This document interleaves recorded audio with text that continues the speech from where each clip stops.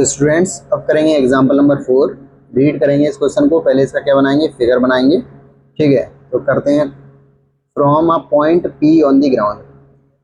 कोई point P है ground पर। आगे पढ़ेंगे। The angle of elevation of the top of a 10 metre tall building is 30 degree. तो पहले इतना का फिगर ड्रॉ करते हैं कि कोई पॉइंट पी है ग्राउंड पर। ठीक है भैया, ये पॉइंट पी ले लिया, ग्राउंड पर है। ठीक है, ये आपका ग्राउंड हो गया। ठीक। The angle of elevation of the top of a 10 metre tall building is 30 degree. तो कोई 10 मीटर की टॉल बिल्डिंग है। ठीक है, ये 10 मीटर की टॉल बिल्डिंग हो गई है भैया अपनी। अब यहाँ से इसके टॉप से और इस पॉइंट से जो एंगल बनना है, एंगल ऑफ एलिवेशन बनना है, वो कितना बनना है, 30 डिग्री बनना है। ठीक है भैया, इतनी बात कर दी हमने। अब flag is hosted at the top of the building and the angle of elevation of the top of the flag staff from P is 45 degree. अब इस बिल्डिंग के ऊपर मतलब फ्लैग है, झंडा है, वो लहराया जा रहा है। तो मान लो ये अपना क्या हो गया, ये अपना हो गया झंडा, है ना। ऐसे मान लो ये अपना क्या हो गया, ये अपना हो गया झंडा हो गया। ठीक है, अब बोल रहे हैं कि a flag is hoisted at the top of the building and the angle of elevation of the top of the flag staff from P is 45 degree. तो इसके टॉप से और सेम पॉइंट पी से जो एंगल बनना है वो कितना बनना है, 45 डिग्री बनना है। ठीक है भैया, ये लो 45 डिग्री बना दिया। अब उन्होंने क्या बोला है, find the length of the flag staff. तो इसकी लंबाई पूछी है फ्लैग स्टाफ की, and the distance of the building from the point P. और डिस्टेंस पूछिए, मतलब अगर मैं पॉइंट दे दूं ए बी और यहाँ दे दूं एम, तो हमसे पूछा क्या क्या, बी एम पूछा है और ए पी पूछा है। ये तो पूछा है, तो इसको तो लेट कर ले रहे हैं, एक्स हो जाएगा। और इसकी लेंथ को हमने क्या लेट कर लिया, एल लेंथ, एल मतलब लेट कर लिया है। ठीक है, तो अब इसको सॉल्व करेंगे। तो सबसे पहले हम ट्रायंगल लेंगे बी पी ए।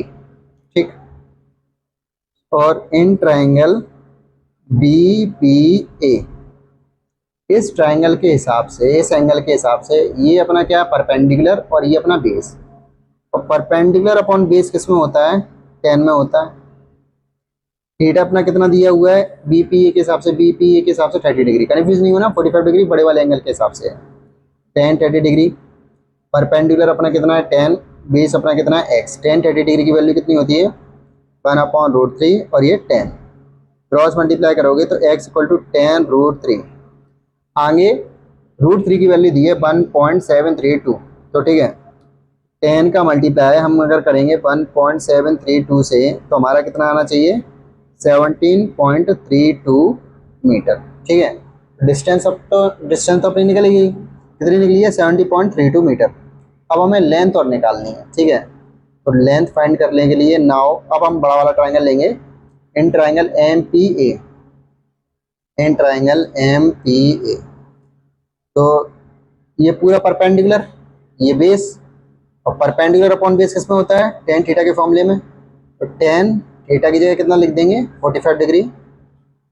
परपेंडिकुलर कितना है अपना ये एम ए, एम ए। अब देखो एम ए परपेंडिकुलर है, तो एम ए को मैं कैसे ले सकता हूँ, एम बी प्लस बी ए। तो एम बी की वैल्यू कितनी है, एल, और बी ए की 10, तो एल प्लस 10 नहीं ले सकता, तो यहाँ क्या आ जाएगा, एल प्लस 10। ये अपना परपेंडिकुलर हो गया, बेस अपना एक्स है ही, है कि नहीं। 10 45 डिग्री की value 1, L plus 10 upon x. Cross multiply किया, एक्स इधर, एल प्लस 10। एक्स की वैल्यू यहाँ निकली गई थी, कितनी आई थी, 17.32।